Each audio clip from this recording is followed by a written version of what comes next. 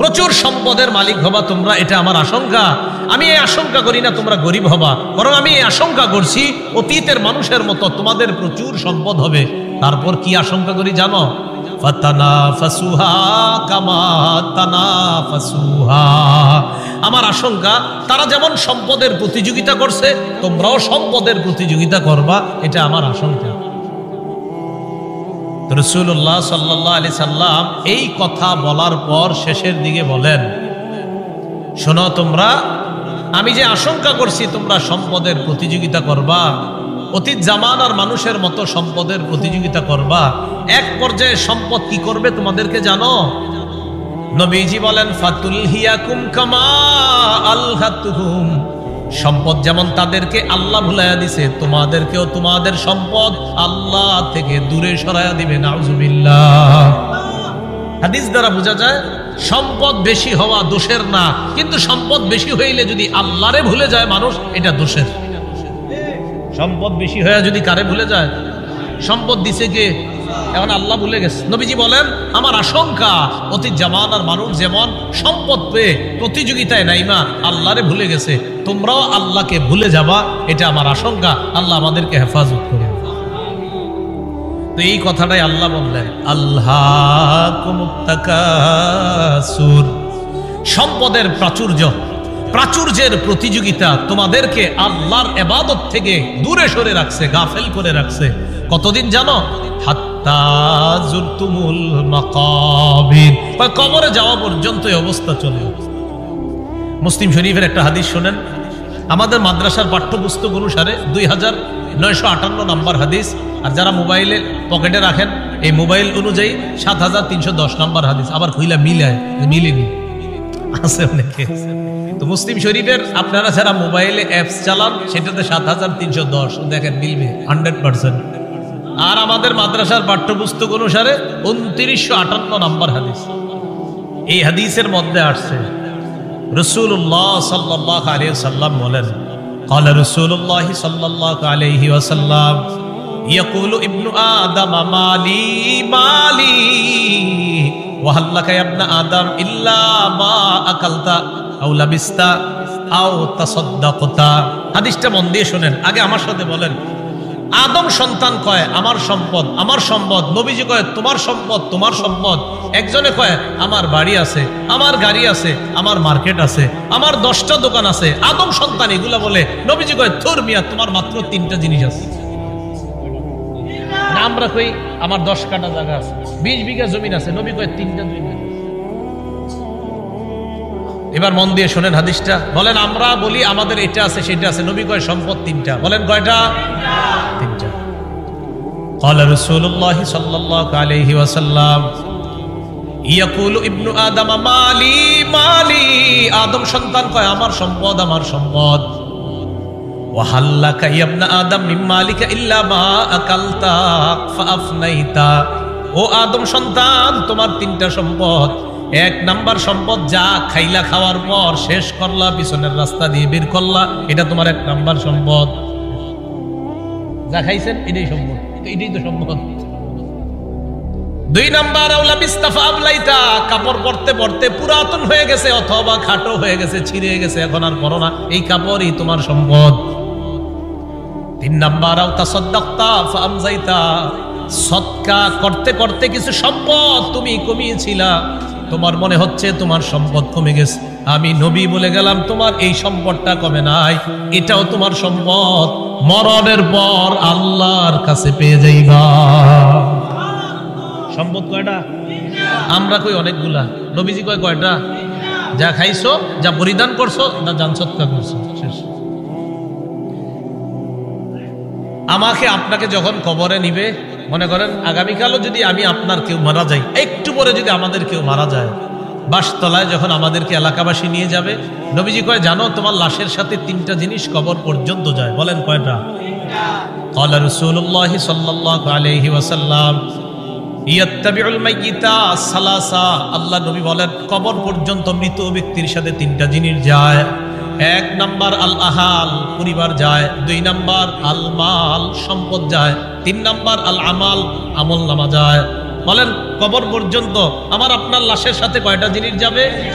1 number পরিবার, বলেন 1 number, 2 number সম্পদ, 1 নাম্বার, 2 নাম্বার, 3 নাম্বার আমল। এবার নবীজি বলেন ইয়ারজিউ ইসনান, 3টার মধ্যে 2টা ফিরে আসবে।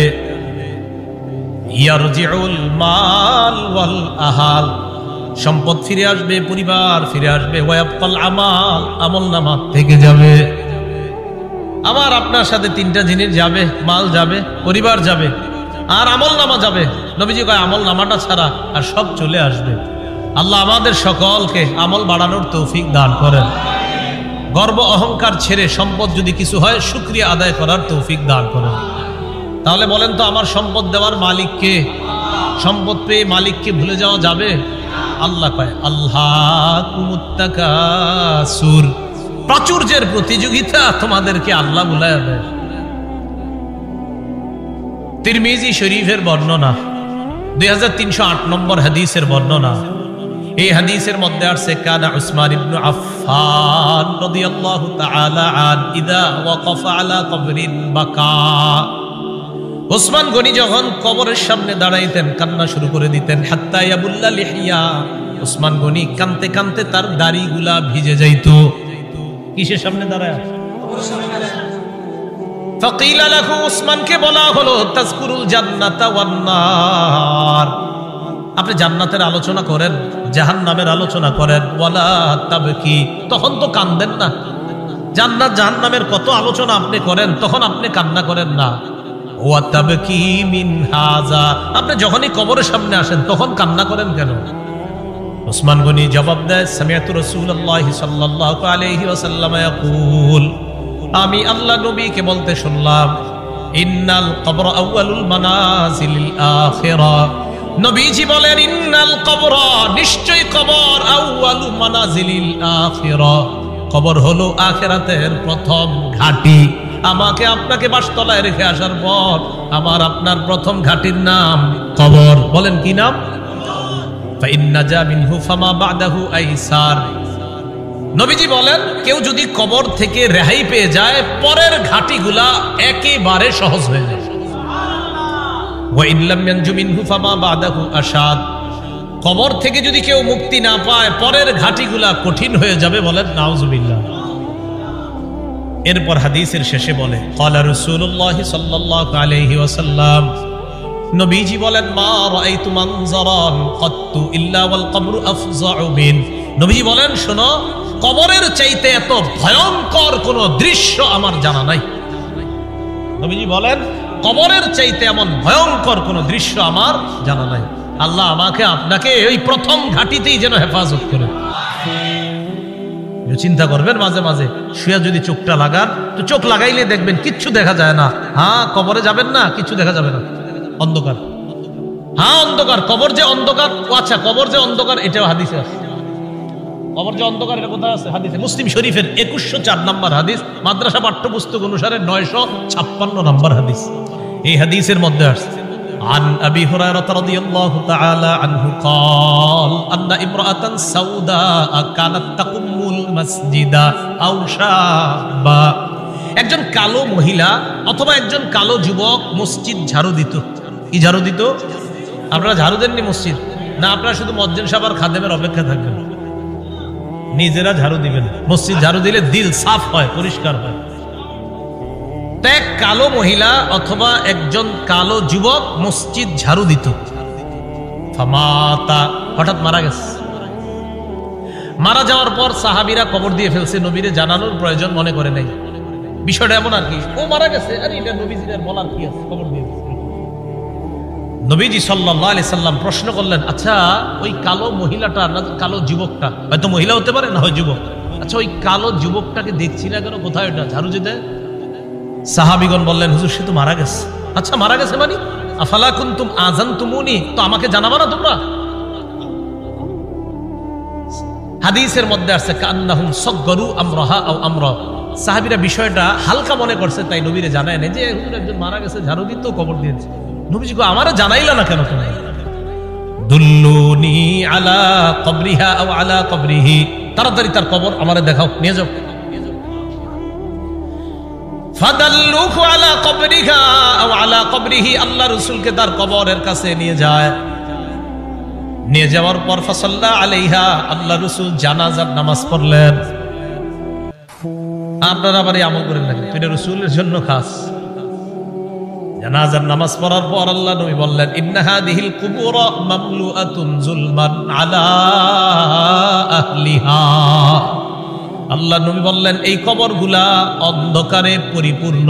নবীজি বললেন, এই কবরগুলা অন্ধকারে পরিপূর্ণ। কবরগুলা বলেন অন্ধকারে, কবরগুলা একবার ভাবেন, চোখটা বন্ধ করে, অন্ধকার, কিচ্ছু দেখা যায় না। আল্লাহ নবী কয় এই কবরগুলা অন্ধকারে পরিপূর্ণ। হ্যাঁ, আমি আশা করি আমি আজকে নামাজ পড়ার কারণে আল্লাহ